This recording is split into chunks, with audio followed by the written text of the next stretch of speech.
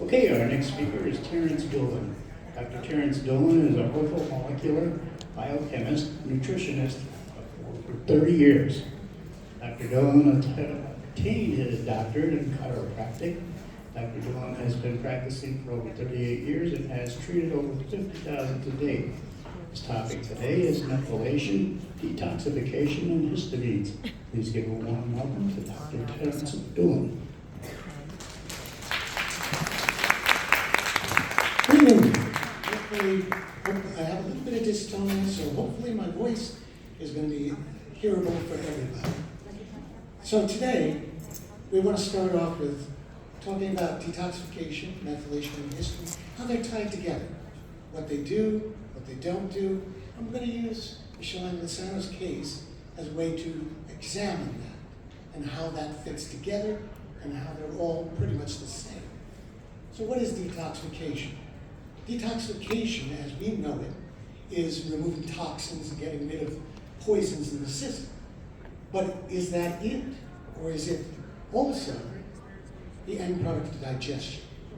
Every food you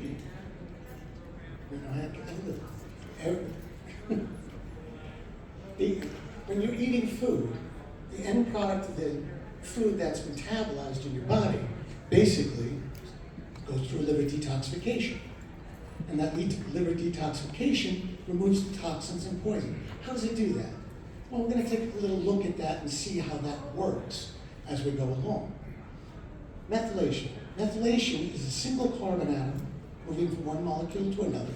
It's integral for many, many processes in the body, including detoxification. Methylation is involved in the COMT pathways for phase 2. It's responsible for helping make glutathione. Glutathione is phase 1 and phase 2. So it has a tremendous amount of effect on your detoxification system. And lastly, allergic reaction. Allergic reactions mostly involve histamine. They can involve antibodies if they're severe enough for anaphylaxis. They can cause intolerances and things. Histamine is also tied in, to methylation, one of the enzymes. Your basic detox comes off the internet. It's your standardized textbook detoxification pathways. I'm sure everybody's seen it ad nauseum, so we're not going to go into that one too much. This is your methylation pathway. This is where methylation really occurs. And when you're looking at methylation, you can see ANMA is there, and that basically is your removal of histamines. Okay? Next is histamine pathway. And you can see the AOC and HNMT are in there, and that's basically how the body removes histamines. So that being said, as a quick little reminder, let's talk about what really goes on and look at it in real time, okay? Michelle, basically, I've been treating her for many, many years, and she was doing fine. All the blood tests were normal, her symptoms were minimal to best, she was having no problems, everything was working out pretty good. Then she developed something around Christmas time, a urinary tract infection. And that urinary tract infection was annoying, but not enough to cause major issues yet. Okay.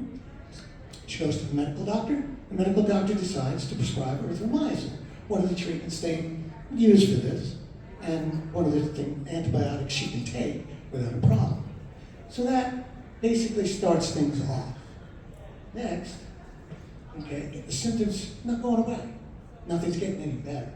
So she goes back to the doctor, and the doctor prescribes macrobid.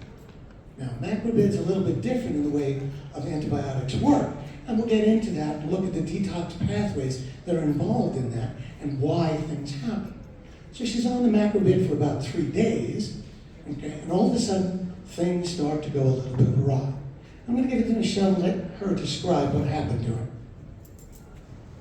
Hi, good evening. It's the same case. So after 3 days of me taking the macrobid, the first thing that happened was I started to get quite a rash on my back, and I was getting very nauseous, kind of like when you have a UTI, you sort of feel a little bit nauseous, and I was beginning to become really tired, just worn out, not like sleepy tired, just like just exhausted physically. My anxiety, which I hadn't had in many years, started up again. My sleep pattern went from sleeping very, very well to not being able to sleep at all, like a nervous, like waking up, you know, at a jolt. My memory just started slowly just going down, and the most significant thing that I noticed was my stools were yellow, like the color of the walls yellow, so it was a little shocking. And my strength, I worked out every day, so I was a strong person, and I just kept becoming really, really like weak, and kind of, I would have to hold myself up on the wall, you know, if I was at work, and there's a picture you'll see later, you know, I would have to hold myself up because I became very, very lethargic and weak. So given that, with the allergic type possibility here, I said to myself, okay, we better do something. We better look at whether she's allergic.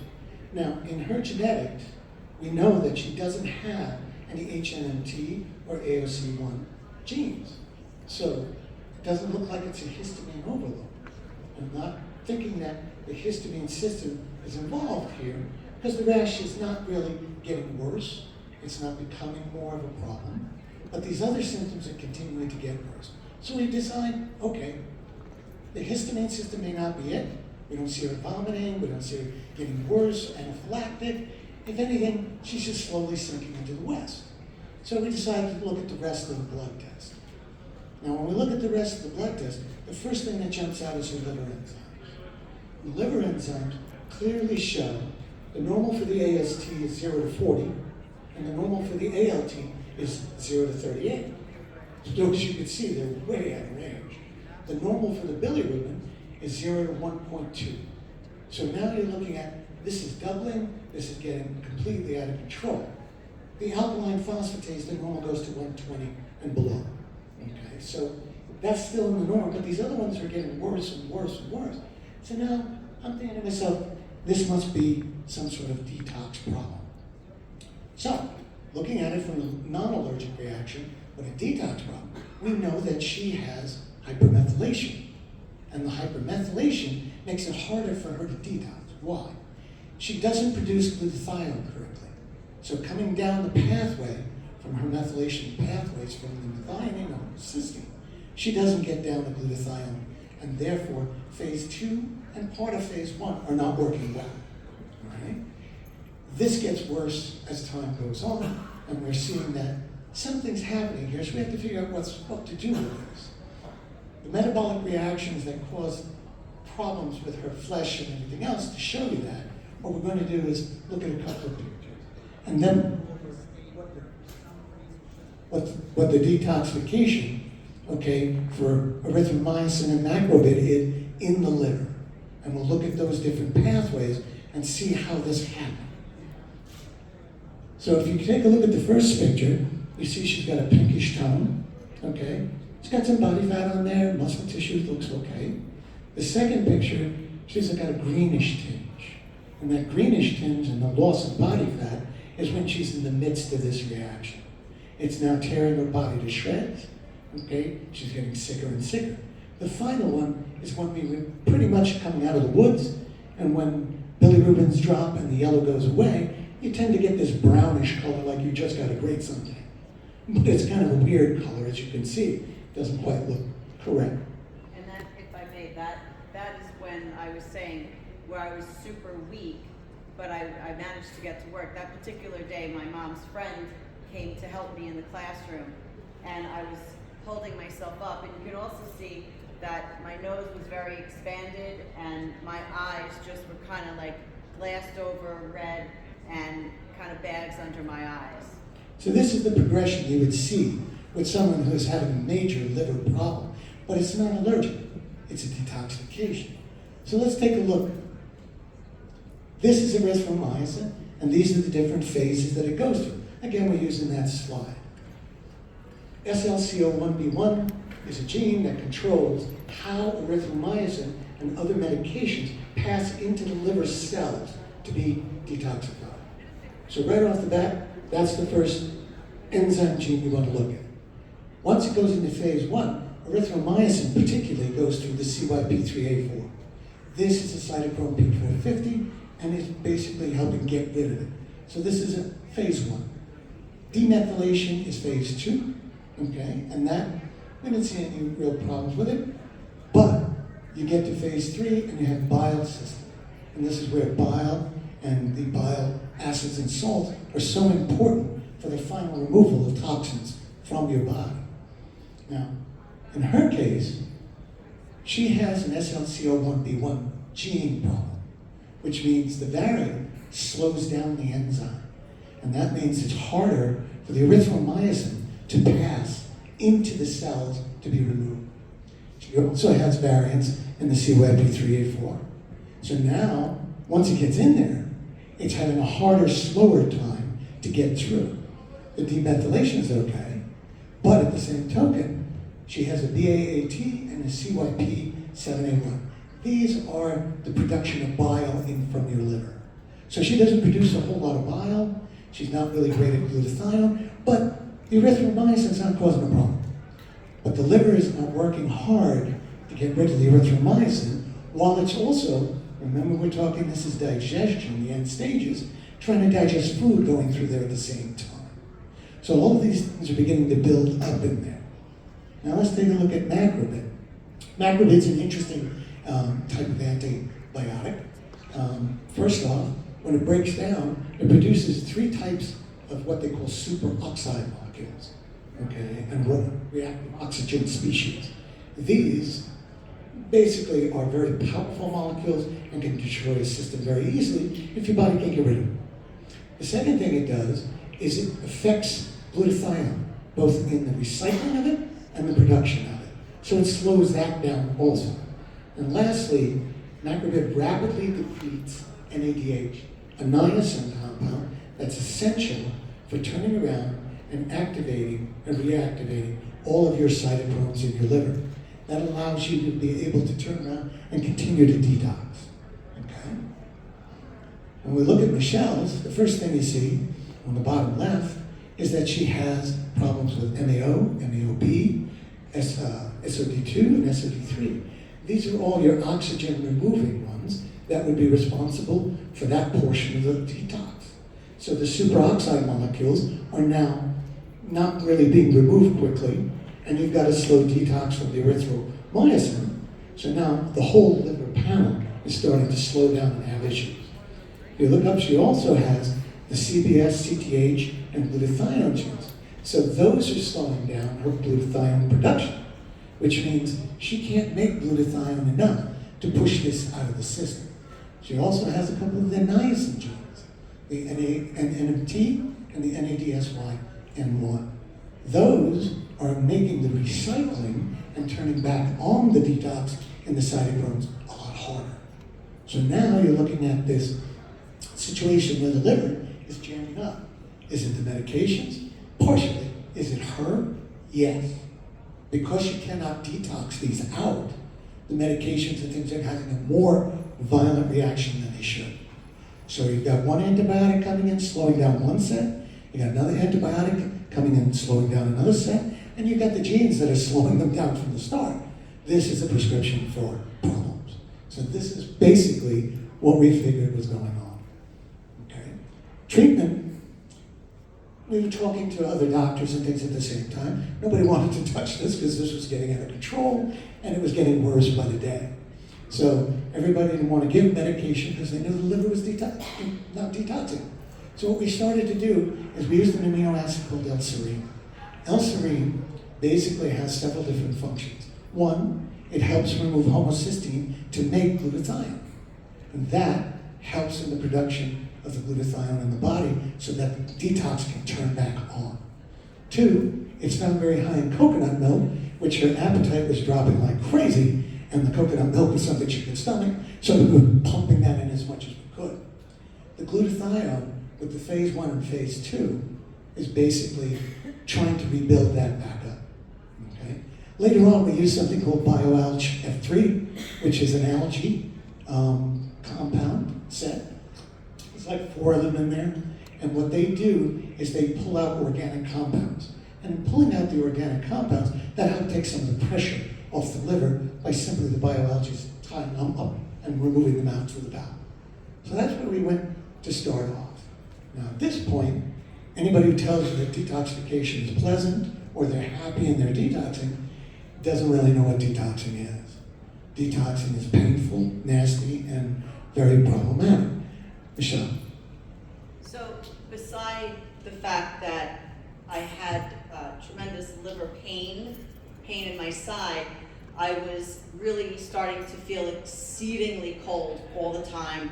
I wore a sheepskin coat, suede sheepskin coat all day, every day, constantly. The heartburn was, it was really indescribable. The only thing I was really able to stomach, like Dr. Doolin said, was some coconut. And the only thing I could eat, he kept telling me, is get a pumpernickel bagel, because we didn't want to shoot my histamine up by regular wheat. And he said, get butter, straight up butter.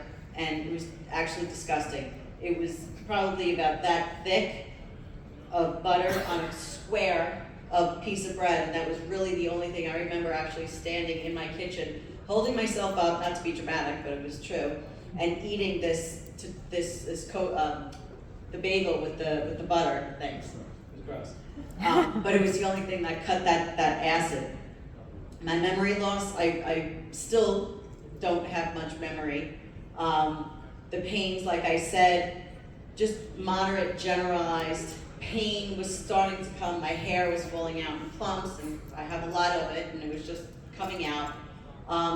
This was very interesting. If you knew me before my liver failure, my voice was a lot higher, more on the soprano side, and I was able to project my voice better. It's gotten better, but my voice dropped down to here, and I could still do that. But that's how I was talking like this the whole time. It was kind of Barry White. I was getting some chronic headaches, not bad. My sleep was out of control, and it was a constant diarrhea all day. And this is where I would call him every single time I had a bowel movement, because he needed to know the color. And it went from yellow, then it went to black and white, and once it went to black and white, then it was really, really bad. And then it went to hunter green, like a deep, deep hunter green. It was really interesting. And not TMI, but even today, I will be able to know where my cycle of sulfur is coming from by just seeing what color my stool is. And my daughter, she kind of does the same thing with her own stool. She's a hypomethylator. But my eyes and my skin started turning yellow, really yellow, and then under my tongue was yellow, everything. Then, as I said in the picture before, my nose started spreading wider, my eyes, I just had bags under my eyes, and it was just constant reflux. As a hypomethylator, I always am a very gaseous person, but this was just nonstop. So detoxification is not a picnic at all. Truly isn't. Why did we give her all that butter? When you think about the stomach acid and its production, the acid actually drops when you're trying to digest fats. So by giving her large amounts of fats, we were helping to load down the stomach acid to a better degree. It was kind of an easier way to do it. Couldn't give her Pepsi, couldn't give her meds, couldn't give her any home regular remedies, because pure and simple, we knew the liver couldn't handle anything. It was a mess. So as this goes on, finally, after about 2 months, the bilirubin jumps all the way up to 16. Now the liver specialist and I are a little bit nervous because this is approaching you're going to die level. The liver enzymes we had gotten down a bit, and that was holding its own. But the detoxification, the same symptoms were still there, still going on. Now this is 2 months in, and basically you can see the liver's holding, the alkaline phos is rising, which basically means you're getting more tissue damage. So the damage is there. The bilirubin has now reached its peak at 16. At that point, we decided to put some other things in, do a few other pieces to it. And then basically, the liver specialist says, okay, it's starting to come down.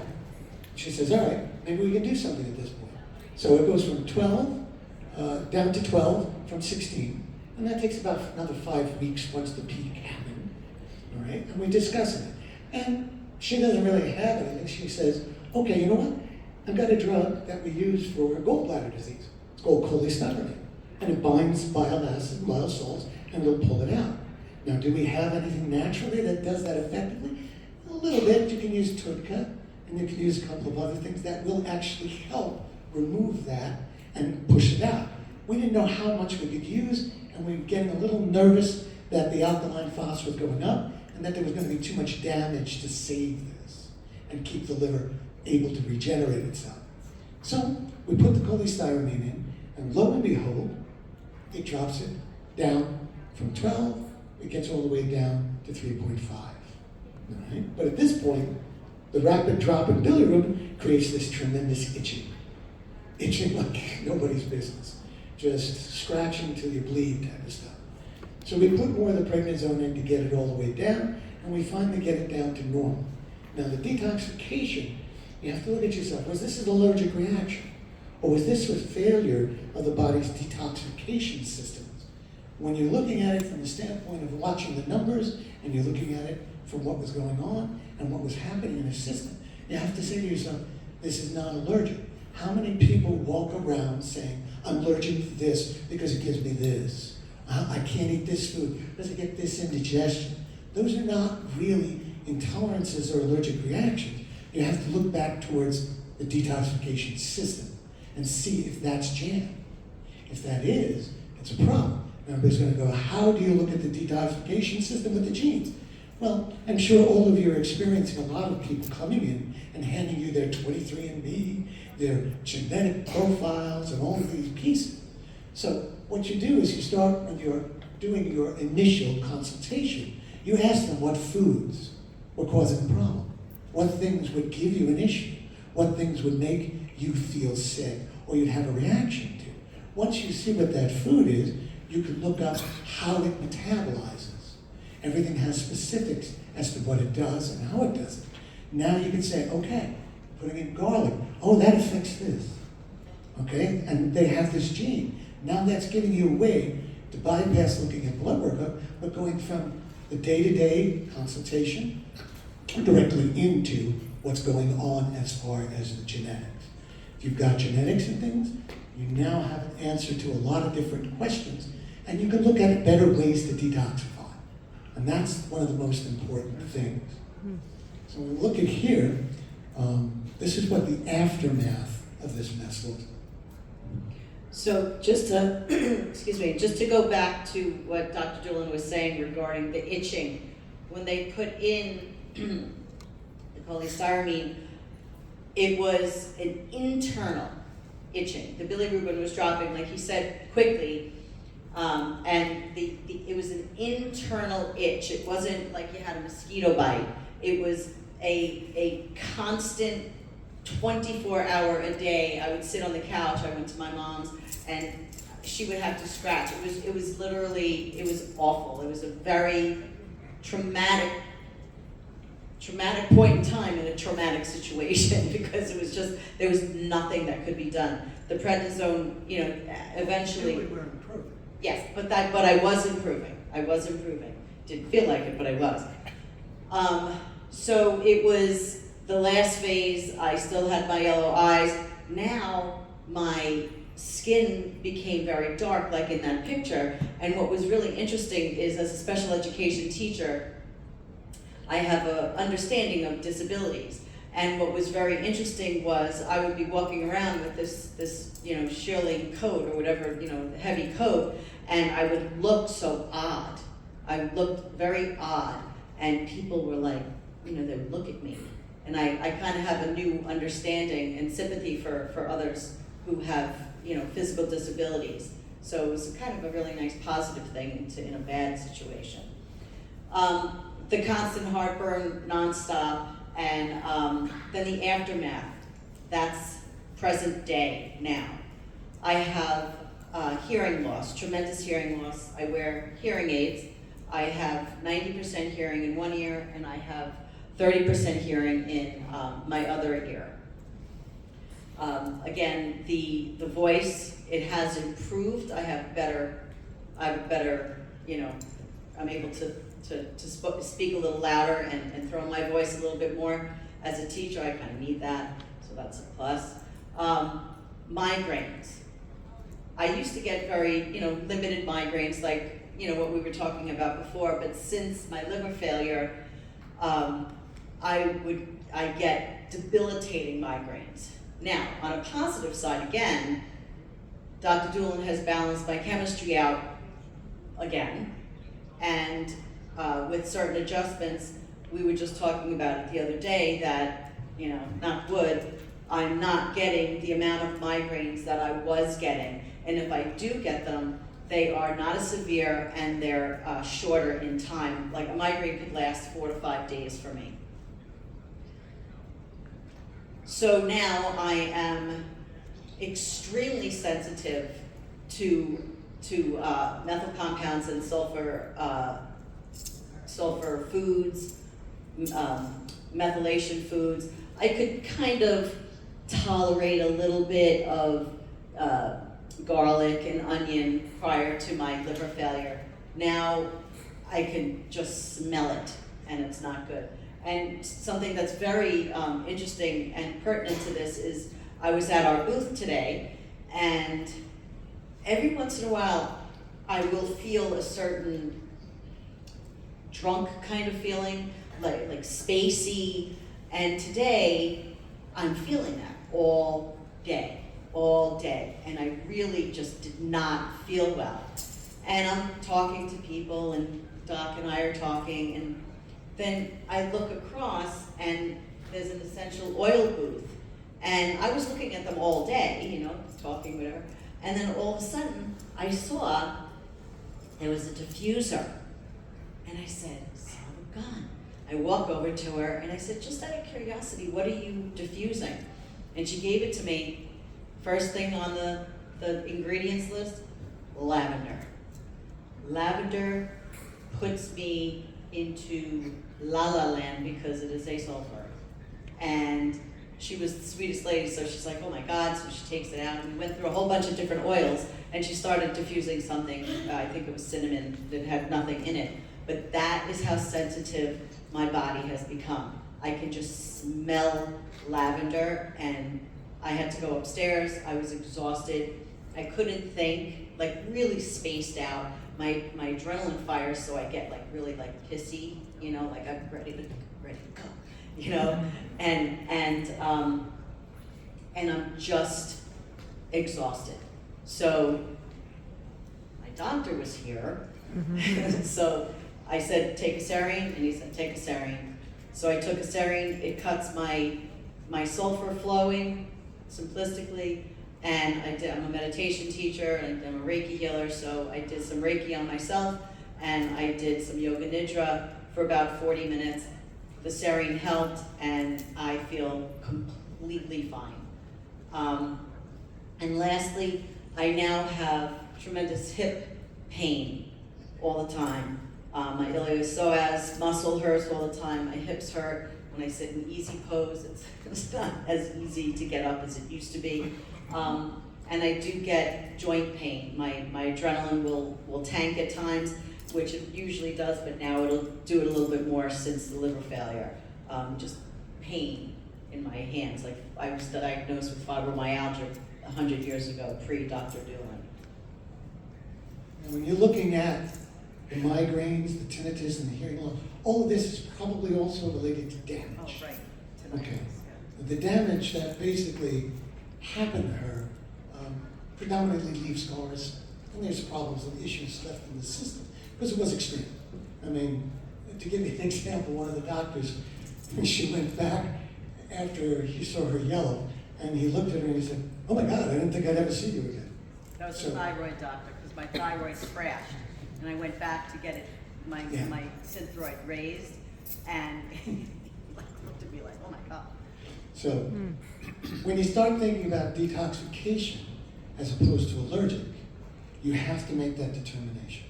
Treating a person for an allergy when it's a detox problem will clearly make issues in their body worse, okay? And you will miss the fact that they're being poisoned, all right, internally. Now, detoxification, as we know, we think of all kinds of miasms and problems and all kinds of other compounds coming into the system and toxins from the environment and such. You also have to remember, your body's producing tons of toxins every time you eat.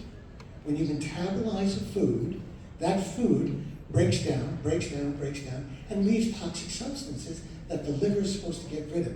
That's its primary job with food. If you're not looking at the foods and things at the same time, you're not going to know if they can metabolize this or that.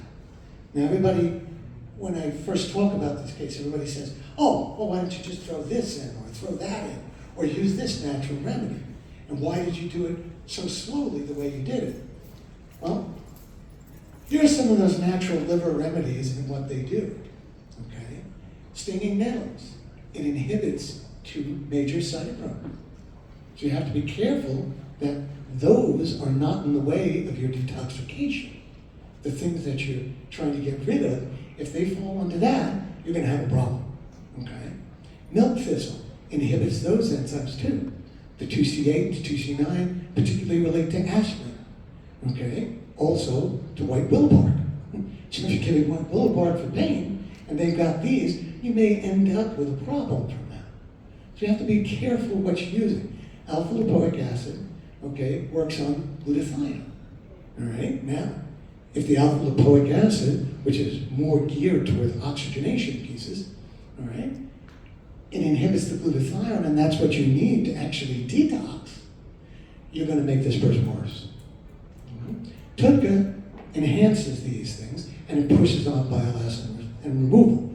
Why wouldn't we use that at the start was predominantly because we didn't think moving fast was going to be helpful. We didn't know how many parts of the detox system were actually damaged, how many of them were just sluggish, how many of them weren't recycling. So we figured if we suddenly put that in, we'd increase the 3rd phase of detoxification.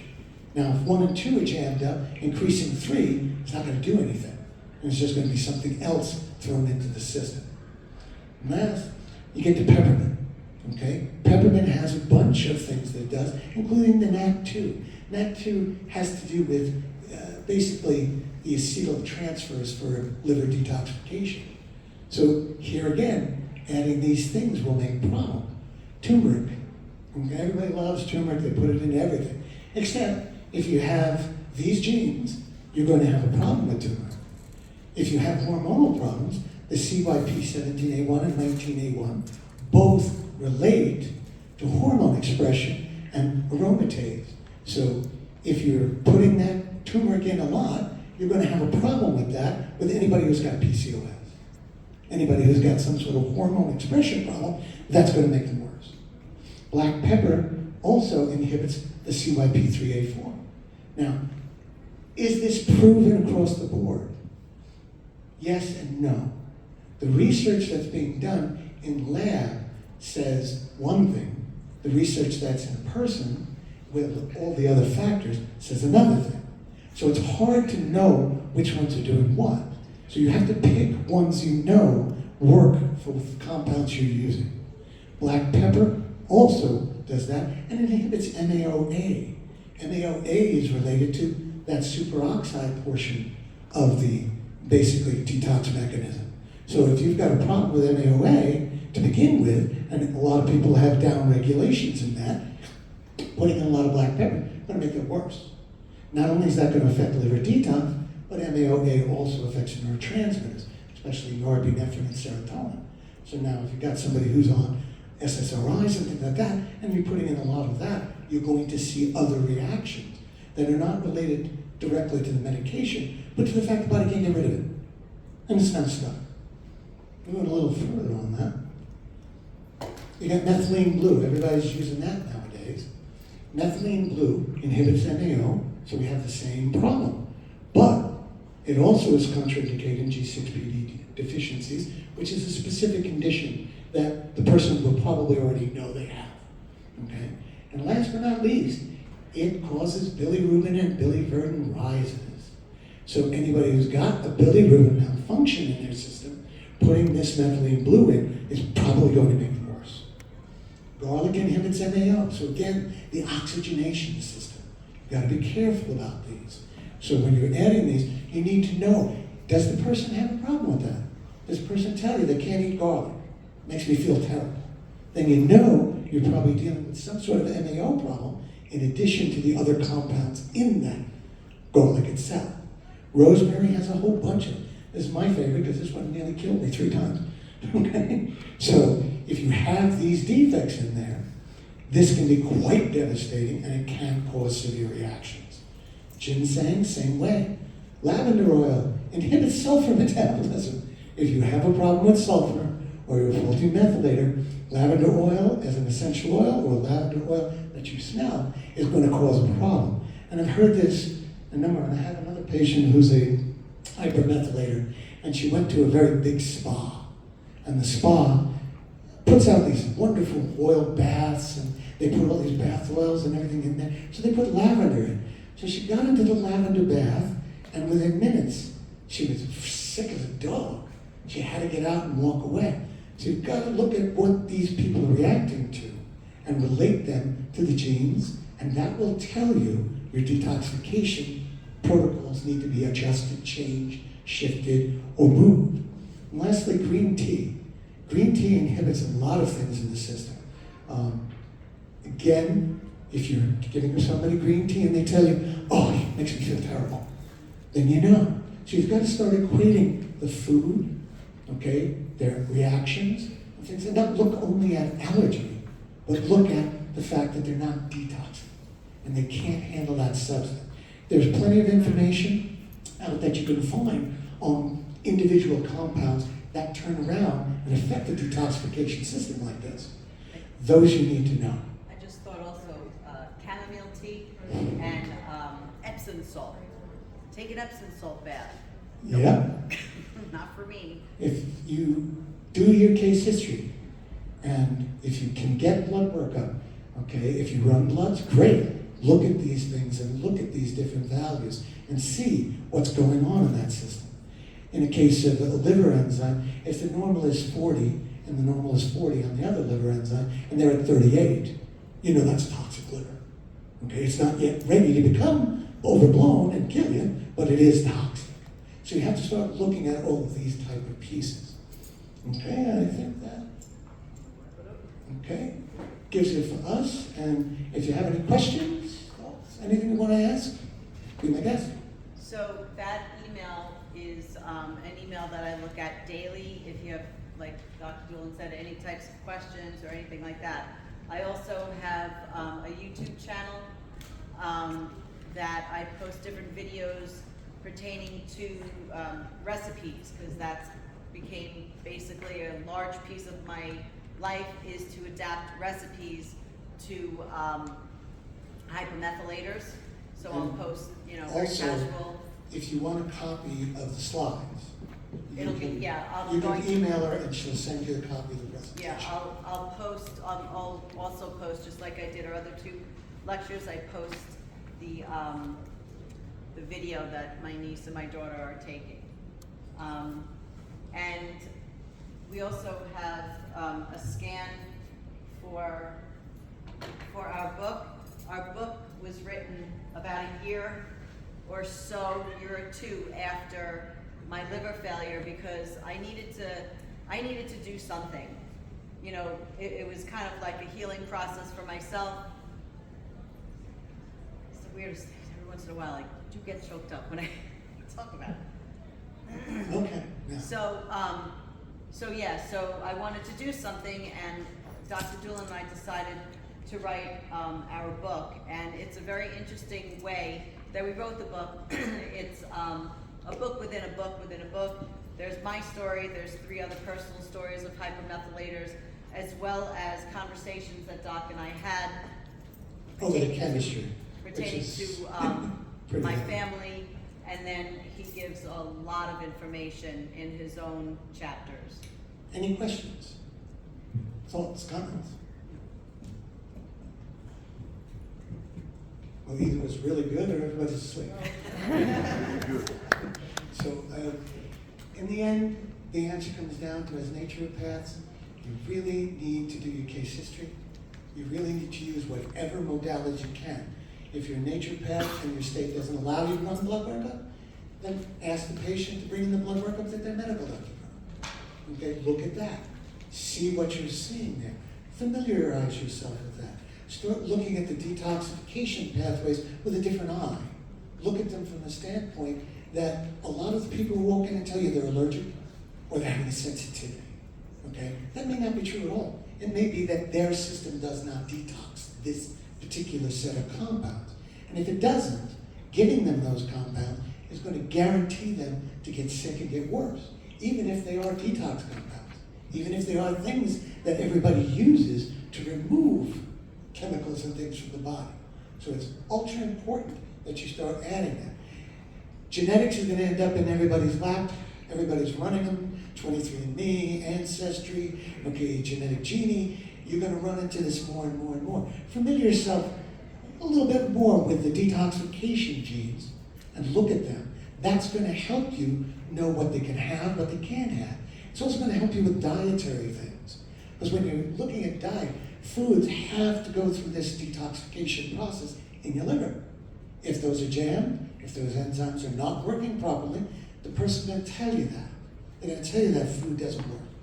Stop only looking at it as an allergic reaction and start looking at it more along the lines that it may be a detox reaction. We would have never noticed this had we not run the blood. We would have assumed it was an allergy to the medication. When in essence, it's not an allergy to the medication. The medication didn't match the genetics and it did not match the detoxification. That's something that people are not looking at, and you need to start looking at that, because that is going to keep you from hurting a lot of people with what you give, and it's going to help you move a lot of things along. Thank you very much.